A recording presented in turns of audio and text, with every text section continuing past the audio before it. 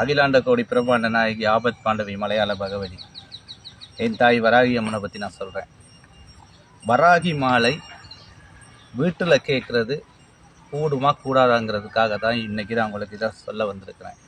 வராகி மாலைன்னு சொல்லப்படுற இந்த இருக்குலை கோமலம் தாழ் புஷ்பராகம் இரண்டு கண்ணும் குருமணி நீலகை கோமீத கனகற்பூர் வைரம் திருநகி முத்து கனிவாய் பவளம் சிறந்த வள்ளி மரகத நாம திருமேனி பச்சை மாணிக்கம். இந்த சுலோகங்கள் வராகி மாலைன்னு சொல்லப்பட்ட இந்த அத்தனை சுலோகமும் வீட்டில் கேட்குறது கூடவே கூடாது. வீட்டில் கேட்கவே கூடாது. யாரும் வீட்டில் அந்த பாட்டு பாடவே கூடாது. அதுக்கான விளக்கம் இப்போ உங்களுக்கு நான் உடனே சொல்லுவேன். அதாவது இப்போ இன்றைய காலத்தில் இப்போ எல்லாமே 2000 ஆண்டு புத்தகம் வெளியிடப்பட்டிருக்கிற இந்த வராகி மாலை புத்தகத்தை தான் எல்லாமே பார்க்குறாங்க. இந்த வராகி மாலை புத்தகத்தில் சரியான பொய் வழங்கப்பட்டிருக்கு. அதாவது இது தான் முதலாவது சுலோகம் வசிய சுலோகம். இந்த வசிய சுலோகமானது இதில் கீறப்பட்டிருக்க அச்சாரம் பொய்யானது. அதை நான் நிரூபிப்பேன். இது பொய்யான புத்தகம், பொய்யானது. இந்த சுலோகமானது சரி, இந்த சுலோகம். ஆனால் இதில் ஒரு சில பிழை தான் இருக்குது. ஆனால் இந்த சக்கரம் இதுக்குரிய சக்கரம் அல்ல. வராகி மாலை என்று சொல்கிறான். இந்த வராகி மாலையை விட தரிசனங்கிறத இதை தான் முக்கியமானது. இதை எப்படி பூஜிக்கணும், எப்படி தரிசிக்கணும் அப்படிங்கிறது தான் முக்கியமானது. இந்த வராகி மாலையை பற்றி வடிவாக தெரியாமல் ஒரு காலமும் இதை பூஜிக்கக்கூடாது. அதாவது வராகி மாலை இது இயந்திரத்தை காரணம் காட்டி தான் இந்த சுலோகம் எழுதப்பட்டிருக்கு. இந்த சுலோகத்தில் என்னன்னா, தோராத வட்டம் முட்கோணம் சட்கோண துலங்கு வட்டத்து ஈரார் இதழிட்டு ரீங்காரம் முள்ளிட்டது இதன் நடுவே ஆராதனை செய்து அர்ச்சித்து பூஜித்து அடிப்பணிந்தார் வாராதிடார் அல்லலே வாழை ஞான வராகியுமே அப்படித்தான் குறிப்பிடப்பட்டிருக்கு. ஆனால் இதில் ஈராறு இதழ் இல்லை, இதில் 8 இதழ் தான் எழுதியிருக்கு. அப்போ இதில் இருக்க ஈராறு இதழ்னா 12 இதழ் இருக்கணும் இதில். அப்போ இந்த சக்கரமே பிழையாக இருந்தால் இந்த சக்கரத்தினுடைய நியமனங்கள் அவ்வளவும் பிழையாக தான் இருக்கும். ஆனால் இதுக்கு ஒரு மூல மந்திரம் இருக்கும். இப்படி ஒரு மூல மந்திரமே கிடையாது. இது பொய்யான மூல மந்திரம். இது மாந்திரிகர்களும் சத்திரியர்களும் அந்த காலத்தில் மறைமுகமாக கும்பிட்டப்பட்ட ஒரு தெய்வமே வராகி அம்மன். இதை சாதாரணமானவங்க வீட்டில் வச்சு வழிபடவே கூடாது. ஆனால் இதை கோயிலில் போய் வழிபட்டு பஞ்சமி பூஜை பௌர்ணமி பூஜைகளில் போய் வழிபட்டு வந்தால் உங்களுக்கு மிகுந்த செல்வம் உண்டாகும். இதுக்கான இந்த புத்தகம் பிழையானது. இந்த புத்தகத்தை தயவு செய்து யாரும் பார்க்காதீங்க என்று சொல்லிக்கிட்டு இன்னொரு புத்தகம் வெளியிடப்பட்டிருக்கு. இது 2000 ஆண்டு வெளியிடப்பட்டிருக்கு. இது 50ஆம் ஆண்டு 50 வருடங்களுக்கு முன்னே வெளிப்பட்டிருக்கு. இது 50 வருடங்களுக்கு முன்னுக்கு வெளிப்பட்டிருக்கு. மாந்திரீக வராகி மாலை. வராகி மாலைன்னா மாந்திரீக வராகி மாலை. இதில் வராகி அம்மன்ற மாந்திரிகம் போடப்பட்டிருக்கு. ஆனால் இதுலேயும் செய்முறை போடப்படவில்லை. இப்போ இதில் பார்த்தா அனுமான் பூஜைன்னு சொல்லி இந்த புத்தகத்தில் விளங்கப்படுத்தினா அந்த அனுமார பூஜை எப்படி செய்கிறது, என்னென்ன வச்சு படைக்கிறது, எதுக்காக செய்கிறதுங்கிறது எதுவுமே கிடையாது. அதாவது இது ஒரு ஆசான் கிட்ட போய் கற்றுக்கொண்டாலே தவிர இந்த மந்திரங்களும் செய்ய முடியாது. செய்தால் நீங்கள் பிழையான காரியங்களை செய்கிறது போல் ஆகிப்போம். ஒரு மந்திரத்தை நாங்கள் வடிவாக எடுத்துக்கிட்டால் இந்த வராகி அம்மன் மந்திரம் இருக்குது. இப்பொழுது சொல்கிறேன். இந்த வராகி அம்மனுடைய மூல மந்திரமும் இருக்குது, வராகி மந்திரமும் இருக்குது. ஓம் ஸ்ரீ ஸ்ரீயும் ஊம் தேவி ராரா வராகி வம் வரி சவாயி சுவாகா. இந்த படுங்கிற வார்த்தை வந்தாலே அது பொல்லாத கடவுள்னு நினச்சி கொள்ள வேண்டியதுதான். ஏன்னா வராகி அம்மன் நல்லவங்களுக்கு நல்லவங்க, குழந்தையே போலவர். இன்றைக்கு எதை கொடுக்குறோமோ நாளைக்கு அதே போல் கொடுக்கணும். கொடுக்கலன்னா அதுக்கு கோபம் வரும். அதில் பிள்ளைய யாராவது பார்த்து ஏசுனாலும் பேசினாலும் அதுக்கு கோபம் வரும். அதனால அது எங்களோட அம்மா மாதிரி. நம்மளோட அம்மாவுக்கு நம்மளை யாராவது தாழ்த்தி ஏதாவது சொல்லுவாங்களான்னா அதுக்கு கோபம் வரும். நம்ம தாய்க்கு நம்ம கோபம் வரும். அதனால் அது யார் என்று பார்க்காது. அதனால தான் இதை ஒரு காலத்தில் சத்திரியர்களும் சன்னியாசிகளும் தான் இதை வழிபட்டு வந்தாங்க.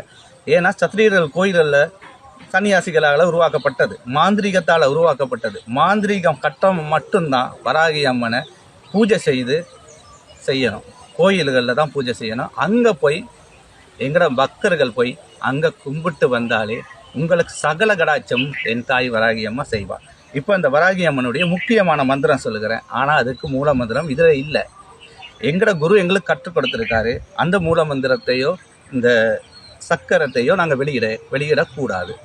அதனால இந்த வராகி மாலைக்குரிய மந்திரத்தை சொல்கிறேன். ஓம் ஸ்ரீ ஊம் தேவி ராரா வராகி வம்பரி சமயி சுவாஹா. அதனுடைய மூல மந்திரம் ஓம் ஸ்ரீ அரிகர சக்கரம் அரப்பிரகாச சக்கரம் திரிகிரி சக்கரம் திரிபுர சக்கரம் ஓம் பத்ரகாளி சத்துரு சங்கரி மகிஷாசுர மர்தனி ஐயங்கிளியும் படு சுவாஹா. இந்த மந்திரம் தான் இது. அப்போ இந்த மந்திரத்தில் செய்முறை எதுவுமே போட்டில்லை. இந்த புத்தகத்திலே செய்முறை போடலை. 50ஆம் ஆண்டு வெளியிடப்பட்ட இந்த புத்தகத்திலே செய்முறை போடலைன்னு சொன்னால், ஏன் போடலைன்னு சொன்னால், வராகி அம்மனை எல்லாமே தரிசிக்க முடியாது. வராகி அம்மனை கோயிலில் போய் எல்லாமே தரிசிக்கலாம், அத்தனையும் கிடைக்கும். 7 பஞ்சமி நீங்கள் பூஜை செஞ்சீங்கன்னு சொன்னால் நிச்சயம் நீங்கள் கேட்ட அவ்வளவு கொடுப்பால் மன உருகி கேட்டா. ஆனால் நீங்கள் வீட்டில் வராகி அம்மன்ட்ட படத்தையோ வராகி அம்மனுக்கு படையலை போட்டோ நீங்கள் கேட்டாலும் அது கொஞ்சம் கொடுக்கறது குறைச்சி தான் கொடுக்கும். ஆனால் நீங்கள் பிழையாக செஞ்சால் உங்களையே பாரதூரமாக உண்டு பண்ணும். காரணம் என்ன? இதில் இன்னொரு விஷயம் என்னென்னு சொன்னால், இதில் வராகி மாலை வராகி அம்மனுக்கு தான் தயாரிக்கப்பட்ட இந்த புத்தகத்தில் வராகி மாலைன்னு போடப்பட்டிருக்கு. சரியா? இந்த பாருங்கள், எல்லாமே வடிவாக பாருங்கள், வராகி மாலை. ஆனால் இது உண்மையாக சொல்ல போனால் இது கட்டளை கலித்துறை.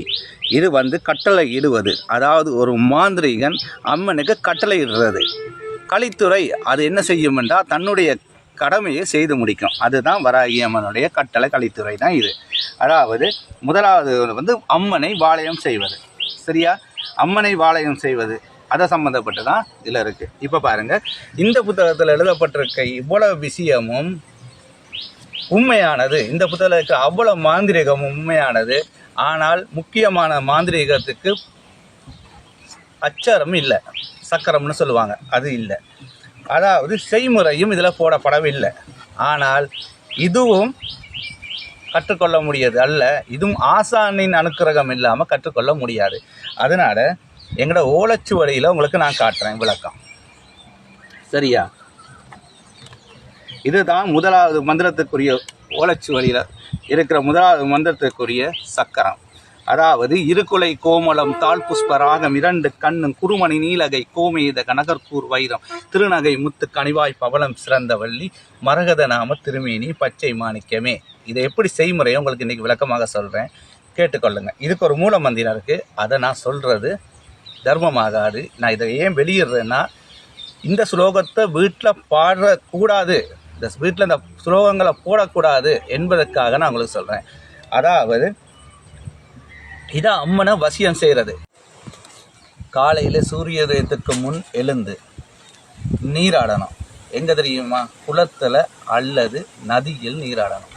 நீராடிட்டு கோழி பலியிட்டு கோழி சமைத்து முட்டை முருங்கைக்காய் புழுங்கரிசி சாதம் படைத்து தேங்காய் உடைத்து தாம்பூலம் வெண்டு கல் சாராயம்